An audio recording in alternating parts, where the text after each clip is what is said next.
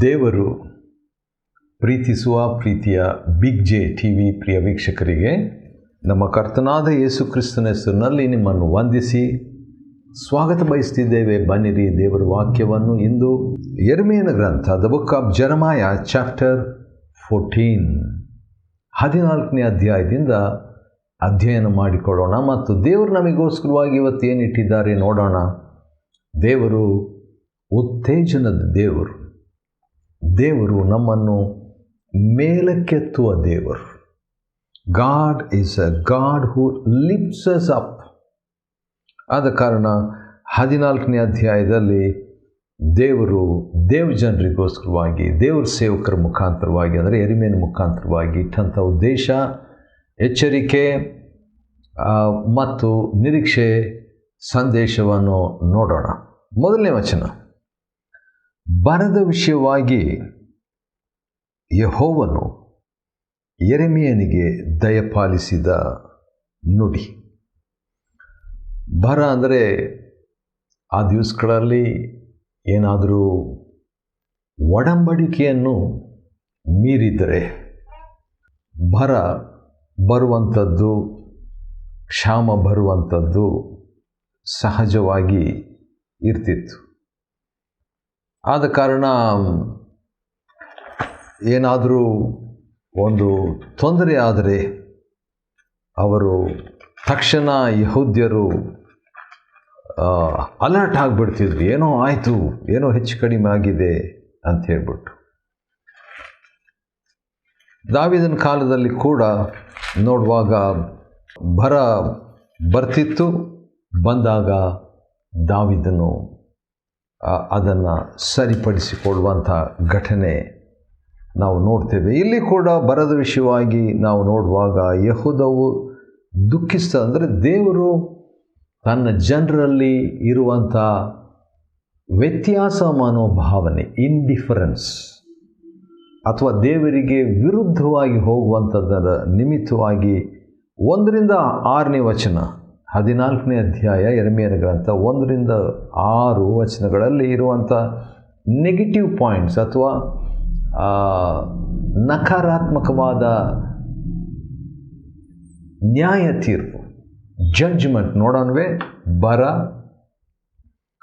ದುಃಖ 2ನೇ ವಚನ, ಬರ 1ನೇ ವಚನ, ಕಂಗೆಟ್ಟು 2ನೇ ವಚನ, ಕರ್ರಗಾಗಿ 2ನೇ ವಚನ, ಗೋಳಾಟ 2ನೇ ವಚನ, ನೀರು ಕಾಣುವುದಿಲ್ಲ 3ನೇ ವಚನ, ಬರಿ ಪಾತ್ರೆ 3ನೇ ವಚನ, ನಾಚಿಕೆ ಪೆಟ್ಟು 3ನೇ ವಚನದ ಕೊನೆ ಭಾಗ, ಮೋರೆ ಮುಚ್ಚಿಕೊಳ್ಳುತ್ತಾರೆ 3ನೇ ವಚನದ ಕೊನೆ ಭಾಗ, ಮಳೆ ಇಲ್ಲ 4ನೇ ವಚನ, ಬಿರುಕು 4ನೇ ವಚನ, ನಾಚಿಕೆ 4ನೇ ವಚನ, ಹುಲ್ಲಿಲ್ಲ 5ನೇ ವಚನ, ಸೊಪ್ಪು ಸದೆ ಇಲ್ಲ. ಇವೆಲ್ಲ ನೋಡುವಾಗ ನೆಗೆಟಿವ್, ಪಾಪದ ನಿಮಿತ್ತವಾಗಿ ದೇವರು ಕರ್ತನನಿಗೆ ಕುರುಬನು. ಸಾಮ್ 23:1, ಕೀರ್ತನೆ 23:1, ಕರ್ತನನಿಗೆ ಕುರುಬನು, ನನಗೆ ಕೊರತೆ ಪಡೆನು. ಕರ್ತನು ನನಗಿಲ್ಲದಿದ್ದರೆ ಕೊರತೆ ಕೊರತೆ ಕೊರತೆ, ಕರ್ತನನ್ನು ನಾನು ಬಿಟ್ಟಿದರೆ ಕೊರತೆ ಕೊರತೆ ಕೊರತೆ. ಆ ರೀತಿಯಾಗಿ ಇರುವಂಥದ್ದನ್ನು ನಾವು ಇಲ್ಲಿ ಗಮನಿಸ್ತೇವೆ. ಸರಿ, ಇಂಥ ಒಂದು ಸನ್ನಿವೇಶದಲ್ಲಿ ಯೆರೆಮೀಯನು ಏನು ಮಾಡಬೇಕು? ಪ್ರಾರ್ಥನೆ ಮಾಡ್ತಾನೆ. ಈ ನಕಾರಾತ್ಮಕವಾದಂಥ ಒಂದು ಚಿತ್ರ, ನೆಗೆಟಿವ್ ಪಿಕ್ಚರ್ ದೇವಜನರು ಹಾದು ಹೋಗ್ತಾ ಇದ್ದಾಗ ಯೆರೆಮೀಯನು ಮಾಡುವಂಥ ಕಾರ್ಯ ಏನಂತ ಹೇಳಿದರೆ 7ನೇ ವಚನದಲ್ಲಿ, ಯೆಹೋವನೇ ನಮ್ಮ ಅಪರಾಧಗಳು ನಮಗೆ ವಿರುದ್ಧವಾಗಿ ಸಾಕ್ಷಿ ಕೊಟ್ಟರು. ಏನು ಸಾಕ್ಷಿ? 1ರಿಂದ 6 ವಚನದಲ್ಲಿ ಸಾಕ್ಷಿ, ದುಃಖ, ಬರ, ಕಂಗೆಟ್ಟು, ನಾಚಿಕೆ, ಹುಲ್ಲಿಲ್ಲ, ಇದೆಲ್ಲ ಸಾಕ್ಷಿ ಕೊಟ್ಟರೂ. ಎಷ್ಟು ಚೆನ್ನಾಗಿದೆ ನೋಡ್ರಿ. ನಮ್ಮ ಅಪರಾಧಗಳು ಅಂದರೆ ನಮ್ಮ ಪಾಪಗಳು ನಮಗೆ ವಿರುದ್ಧವಾಗಿ ನಮಗೆ ಸಾಕ್ಷಿ ಕೊಟ್ಟರು, ನಿನ್ನ ನಿನ್ನ ಹೆಸರಿನ ನಿಮಿತ್ತ ಕಾರ್ಯವನ್ನು ಸಾಧಿಸು. ದೇವರೇ, ಏನಾದರೂ ಹೆಲ್ಪ್ ಮಾಡೋದಿದ್ದರೆ ಅದು ನಿನ್ನ ಹೆಸರಿಗಾಗಿ ಹೆಲ್ಪ್ ಮಾಡಪ್ಪ. ನಮಗಂತೂ ಸಾಕ್ಷಿ ಇಲ್ಲ, ನಮಗಂತೂ ನಮ್ಮ ಪಾಪ ನಮಗೆ ಸಾಕ್ಷಿ ಕೊಡ್ತದೆ, ಸಾಕ್ಷಿ ಇದ್ದರು. ಆದರೆ ನಮಗೆ ನಮ್ಮ ಪರಿಸ್ಥಿತಿ ಹೀಗಿದ್ದರೂ ನಿನ್ನ ಹೆಸರು ನಿಮಿತ್ತ ಏನಾದರೂ ಮಾಡು. ನಮ್ಮ ದ್ರೋಹಗಳು ಬಹಳ, ನಿನಗೆ ಪಾಪವನ್ನು ಮಾಡಿದ್ದೇವೆ. ಇಸ್ರಾಯೇಲರ ನಿರೀಕ್ಷೆಯೇ, ವಾವ್, ಇಸ್ರಾಯೇಲರ ನಿರೀಕ್ಷೆಯೇ ನಾವು ತಪ್ಪು ಮಾಡಿದ ಮೇಲೆ ದೇವರೇ ನಮಗೆ ನಿರೀಕ್ಷೆ. ಆ ರೀತಿಯಾಗಿರುವಾಗ ಯೆರೆಮೀಯನು ಮುಂದೆ ಹೇಳ್ತಾನೆ, ಇಕ್ಕಟ್ಟಿನಲ್ಲಿ ಅವರಿಗೆ ರಕ್ಷಕನೇ. ಹೇಗಲ್ಲ ನೋಡ್ರಿ, ಒಂದು ಕಡೆ ದೇವಜನರು ಪಾಪ, ಅಪರಾಧ, ಅನ್ಯಾಯ, ಅವಿಧೇಯತೆ, ದೇವರನ್ನು ಬಿಡುವಂಥದ್ದು, ತಮ್ಮ ಸ್ವಾರ್ಥದಲ್ಲಿ ಮನಸ್ಸು ಬಂದ ಹಾಗೆ ನಡೆಯುವಂಥದ್ದು ಒಂದು ಕಡೆ. ಇನ್ನೊಂದು ಕಡೆ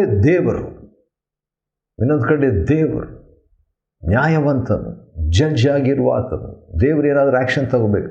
ನಡುವೆ ಯೆರೆಮೀಯನು ದೇವರಿಗೂ ಮನುಷ್ಯರಿಗೂ ದೇವಜನರಿಗೂ ಮಧ್ಯಸ್ಥನಾಗಿ ಯೆರೆಮೀಯನು ಪ್ರಾರ್ಥನೆ ಮಾಡ್ತಿದ್ದಾನೆ. ಅವನ ಪ್ರಾರ್ಥನೆಯಲ್ಲಿ ಒಂದು ಮಾತು ನನಗೆ ನಗು ಅಲ್ಲ, ಆಶ್ಚರ್ಯ. ಯಾಕಂತ ಹೇಳಿದ್ರೆ ನೋಡ್ರಿ, 8ನೇ ವಚನದಲ್ಲಿ 14ನೇ ಅಧ್ಯಾಯ ಯೆರೆಮೀಯನ ಗ್ರಂಥ, ದೇವರಿಗೆ ಯೆರೆಮೀಯನು ಹೇಳ್ತಾನೆ, ರಕ್ಷಕನೇ, ಏಕೆ ದೇಶದಲ್ಲಿ ಪರದೇಶಿ ಅಂತಿದ್ದಿ? ದೇವರಿಗೆ ಹೇಳ್ತಿದ್ದಾನೆ, ಯಾಕೆ ದೇವರೇ ನೀನು ಪರದೇಶಿ ಥರ ಆಗಿಬಿಟ್ಟಿದ್ಯಾ? ಪರದೇಶಿ ಅಂತೆಯೂ ಇಳಿದುಕೊಳ್ಳುವುದಕ್ಕೆ ಗುಡಾರ ಹಾಕಿಕೊಳ್ಳುವ ಪ್ರಯಾಣಿಕನ ಹಾಗೆಯೂ ಇದ್ದಿ. ಯಾಕೆ ನೀನು ಪರದೇಶಿ ಇದ್ದಂಗಿದ್ದಿ? ಯಾಕೆ ನೀನು ಬಿಡಾರ ಹಾಕ್ಕೊಳ್ತಾರಲ್ಲ ಆ ರೀತಿಯಾಗಿ ವಿಸಿಟರ್ ಥರ ಪ್ರಯಾಣಿಕನ ಹಾಗಿದ್ದಿ? ಏಕೆ ಸ್ತಬ್ಧನಂತೆಯೂ, ಅಂದರೆ ಶಾಕ್ ಆಗಿರುವ ವ್ಯಕ್ತಿ ಅಂತೆಯೂ, ರಕ್ಷಿಸಲಾರದ ಶೂರನ ಹಾಗೆಯೂ ಇದ್ದಿ. 4 ಮಾತುಗಳನ್ನು ದೇವರಿಗೆ ಕ್ವಶನ್ ಆಗಿ ಯೆರೆಮೀಯನು ಕೇಳ್ತಾನೆ. ಭಾಳ ದೊಡ್ಡ ಮಾತಿವು. ಯಾಕೆ ರಕ್ಷಿಸ್ತಾ ಇಲ್ಲ? ಮೇಯ್ನಾಗೆ, ದೇವರೇ ಯಾಕೆ ಸುಮ್ಮನಿದ್ದಿ? ಯಾಕೆ ನೀನು ಇಂಡಿಫ್ರೆಂಟ್ ಆಗಿದ್ದಿ? ಹೌದು, ನಾವು ತಪ್ಪು ಮಾಡಿದ್ದೀವಿ, ನಾವು ಪಾಪ ಮಾಡಿದ್ದೀವಿ, ನಾವು ಅಪರಾಧ ಮಾಡಿದ್ದೀವಿ, ನಾವು ದ್ರೋಹ ಮಾಡಿದ್ದೀವಿ, ನಮ್ಮ ದ್ರೋಹಗಳು ಬಹಳ. ಆದರೆ ದೇವರೇ, ನೀನು ಯಾಕಪ್ಪ ನಮಗೆ ಹೆಲ್ಪ್ ಮಾಡದೇ ಇದ್ದಿ? ಯಾಕಪ್ಪ ರಕ್ಷಣೆ ಮಾಡದೇ ಇದ್ದಿ? ಆ ರೀತಿಯಾಗಿ ಹೇಳಿಬಿಟ್ಟು 9ನೇ ವಚನದ 2ನೇ ಭಾಗದಲ್ಲಿ ಯೆರೆಮೀಯನು ಈ ಮಾತು ಹೇಳ್ತಾನೆ, ಆದರೂ ಯೆಹೋವನೇ, ನೀನು ನಮ್ಮ ಮಧ್ಯದಲ್ಲಿರುತ್ತಿ. ವಾವ್, ನಾವು ನಿನ್ನ ಹೆಸರಿನವರು,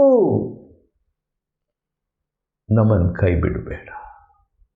ವಾವ್, ಎಂಥ ಭಾರ ಯೆರೆಮೀಯನಿಗೆ ತನ್ನ ಜನರ ವಿಷಯದಲ್ಲಿ. ನೋಡ್ರಿ, ದೇವರೇ ನಮ್ಮನ್ನು ಕೈ ಬಿಡಬೇಡಪ್ಪ, ನಾವು ನಿನ್ನವರು, ನಿನ್ನ ಹೆಸರಿನವರು. ದೇವರು ಕೈ ಬಿಟ್ಬಿಟ್ರೆ ಏನು, ಅವರಿಗೆ ನಿರೀಕ್ಷೆನೇ ಇಲ್ಲ. ಆ ರೀತಿಯಾಗಿ ಯೆರೆಮೀಯನು ಭಾರದಿಂದ ತನ್ನ ಜನರಿಗೋಸ್ಕರವಾಗಿ ಪ್ರಾರ್ಥಿಸುವವನಾಗಿದ್ದಾನೆ. ಆದರೆ ದೇವರ ಒಂದು ಪ್ರತಿಕ್ರಿಯೆ ಏನಂತ ನೋಡುವಾಗ 10ನೇ ವಚನದಿಂದ ನಾವು ನೋಡ್ತೇವೆ, ಯೆಹೋವನ ಈ ಜನರನ್ನು ಕುರಿತು ಇವರು ನನ್ನನ್ನು ಪ್ರಯಾಣಿಕನು ಎಂದ ಹಾಗೆಯೇ ಅಲಿಯುವುದಕ್ಕೆ ಇಷ್ಟಪಟ್ಟಿದ್ದಾರೆ. ಯೆರೆಮೀಯನು ಹೇಳ್ತಿದ್ದಾನೆ, ದೇವರೇ ನೀನು ಯಾಕೆ ಒಂದು ಪ್ರಯಾಣಿಕನ ಹಾಗಿದ್ದಿ, ಟ್ರಾವೆಲರ್ ಇದ್ದಂಗಿದ್ದಿ ಸ್ವಾಮಿ? ಯಾಕೆ ನೀನು ಪರದೇಶಿ ಅಂತಿದ್ದಿ ಎಂಬುದಾಗಿ ಯೆರೆಮೀಯನು ದೇವರು ಕೇಳ್ತಾನೆ. ಆದರೆ ದೇವರು ಹೇಳೋದು, ಅವರು ನನ್ನನ್ನು ಪ್ರಯಾಣಿಕನಂತೆ ನಡೆಸ್ತಾ ಇದ್ದಾರೆ. They are treating me like A traveller. ಅದಕ್ಕೆ ನಾನು ದೂರವಾಗಿದ್ದೀನಿ. ಹಾಗೆಯೇ ಅಲೆಯುವುದಕ್ಕೆ ಇಷ್ಟಪಟ್ಟಿದ್ದಾರೆ ನನ್ನ ಜನರು ಎಂಬುದಾಗಿ ದೇವರು ಹೇಳ್ತಾನೆ. ಯೆಹೋವನಾದ ನಾನು ಇವರನ್ನು ಕಟಾಕ್ಷಿಸುವುದಿಲ್ಲ. ಎಂಬುದಾಗಿ ಇನ್ನೊಂದು ಕಡೆ ಹೇಳ್ತಾನೆ. ಇವರಿಗೋಸ್ಕರ ಪ್ರಾರ್ಥನೆ ಮಾಡಬೇಡ ದೇವರು ಹೇಳೋದು. ಆದರೆ ಯೆರೆಮೀಯನು ಪ್ರಾರ್ಥನೆ ಮಾಡ್ತಾ ಇದ್ದಾನೆ, ದೇವರು ಪ್ರಾರ್ಥನೆ ಮಾಡಬೇಡ ಎಂಬುದಾಗಿ ಹೇಳ್ತಿದ್ದಾರೆ.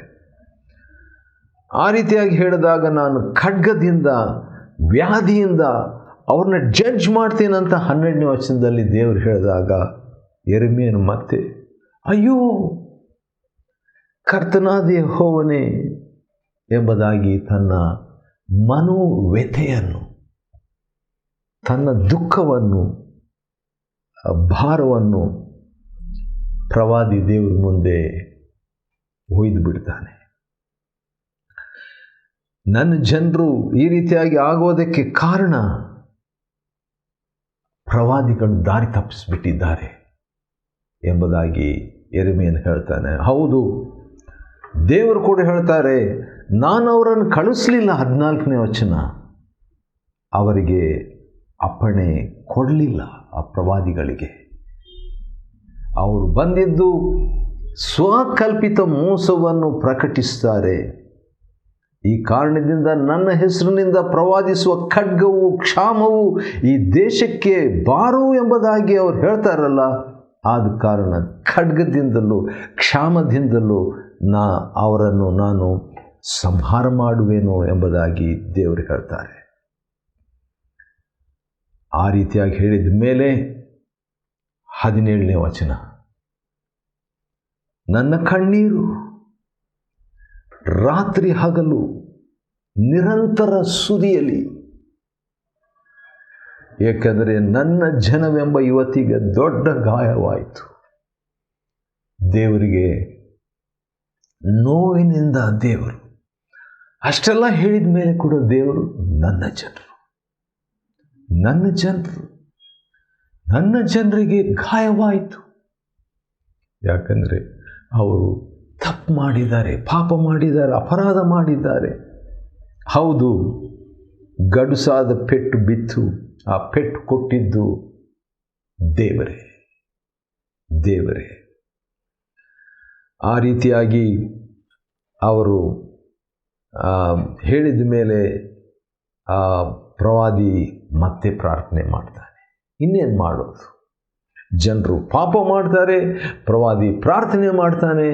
ದೇವರು ನ್ಯಾಯ, ತೀರ್ಪು ಮತ್ತು ಕನಿಕರವನ್ನು ವ್ಯಕ್ತಪಡಿಸ್ತಾರೆ. ಆ ರೀತಿಯಾಗಿ ಈ 14ನೇ ಅಧ್ಯಾಯದಲ್ಲಿ ನಾವು ನೋಡ್ತೇವೆ. 19ನೇ ವಚನದಲ್ಲಿ, ನೀನು ಯೆಹೂದವನ್ನು ಸಂಪೂರ್ಣವಾಗಿ ತ್ಯಜಿಸಿಬಿಟ್ಟಿದ್ದೀಯೋ. ಮತ್ತು ಯೆರೆಮೀಯನಿಗೆ ದುಃಖವಾಗ್ತದೆ. ದೇವರೇ, ನಿನ್ನ ಜನರನ್ನು ಮತ್ತೆ ಸಂಪೂರ್ಣವಾಗಿ ಬಿಟ್ಬಿಟ್ಟಿದ್ದೀಯಾ? ಚೀಯೋನಿನ ಮೇಲೆ ಮನಪೂರ್ವಕವಾಗಿ ಅಸಹ್ಯ ಪಟ್ಟಿದ್ದೀಯಾ? ನಮಗೆ ಗುಣವಾಗದಂತೆ ಏಕೆ ಪೆಟ್ಟು ಹೊಡೆದಿ? ಯಾಕೆ ದೇವರೇ ಅಂತ ಜನರ ಪರವಾಗಿ ಪ್ರವಾದಿ ಪ್ರಾರ್ಥಿಸ್ತಾನೆ, ವಿಜ್ಞಾಪಿಸ್ತಾನೆ, ಗೋಳಾಡ್ತಾನೆ. ಮತ್ತು ಸುಖವನ್ನು ನಿರೀಕ್ಷಿಸಿದೆವು, ಯಾವ ಮೇಲೂ ನಮಗೆ ಆಗಲಿಲ್ಲ. ಪ್ರವಾದಿ ಜನರ ಪರವಾಗಿ ಈಗ ದೇವರ ಹತ್ರ ಮಾತಾಡ್ತಾ ಇದ್ದಾನೆ. ನಾವು ಪಾಪ ಮಾಡಿದೆವು, ನಾವು ತಪ್ಪು ಮಾಡಿದೆವು, ನಾವು ನಿನಗೆ ವಿರುದ್ಧವಾಗಿ ಹೋಗಿದ್ದೇವೆ, ಕ್ಷೇಮ ಕಾಲವನ್ನು ಎದುರು ನೋಡಿದೆವು. ಆಹಾ ಅಂಜಿಕೆಯು. ಯೆಹೋವನೇ, 20ನೇ ವಚನ, 14ನೇ ಅಧ್ಯಾಯ ಯೆರೆಮೀಯನ ಗ್ರಂಥ 20ನೇ ವಚನದಲ್ಲಿ, ಯೆಹೋವನೇ ನಮ್ಮ ದುಷ್ಟತನವನ್ನು, ನಮ್ಮ ಪಿತೃಗಳ ದುರಾಚಾರವನ್ನು ತಿಳಿದುಕೊಂಡಿದ್ದೇವೆ, ನಿನಗೇ ಪಾಪ ಮಾಡಿದ್ದೇವಲ್ಲ. ನಿನ್ನ ನಾಮದ ಮೇಲೆ ದೃಷ್ಟಿಯಿಡು, ನಿನ್ನ ಮಹಿಮೆಯ ಸಿಂಹಾಸನವನ್ನು ಅಸಡ್ಡೆ ಮಾಡಬೇಡ. Do not neglect your throne. ಅವಮಾನಪಡಿಸಬೇಡ. ನೀನು ನಮ್ಮೊಂದಿಗೆ ಮಾಡಿಕೊಂಡ ಒಡಂಬಡಿಕೆಯನ್ನು ಜ್ಞಾಪಕಕ್ಕೆ ತಂದುಕೋ. ಮತ್ತೆ ಬಂದರು ಒಡಂಬಡಿಕೆ. ಹೌದು, ದೇವಜನರು ತಪ್ಪು ಮಾಡಿದಾಗ ಆಗುವಂಥ ಒಂದು ಘಟನೆ ಏನಂದರೆ ನೆನಪು ಮಾಡಿಕೊಳ್ಳುವಂಥದ್ದು. ಯೆರೆಮೀಯನ ಗ್ರಂಥ 14ನೇ ಅಧ್ಯಾಯ 21ನೇ ವಚನದಲ್ಲಿ ಯೆರೆಮೀಯನು ದೇವರಿಗೆ ಒಡಂಬಡಿಕೆಯನ್ನು ನೆನಪು ಮಾಡಿಸ್ತಾನೆ. Jeremiah reminds God about the covenant. ಯಾವಾಗ ಇಬ್ಬರು ವ್ಯಕ್ತಿಗಳ ನಡುವೆ ಸಮಸ್ಯೆ ಬರ್ತದಲ್ಲ, ಆವಾಗ ಬೆಸ್ಟ್ ಪ್ರೇಯರ್ ಏನಂದರೆ ರಿಮೆಂಬರ್ ದ ಕವನೆಂಟ್.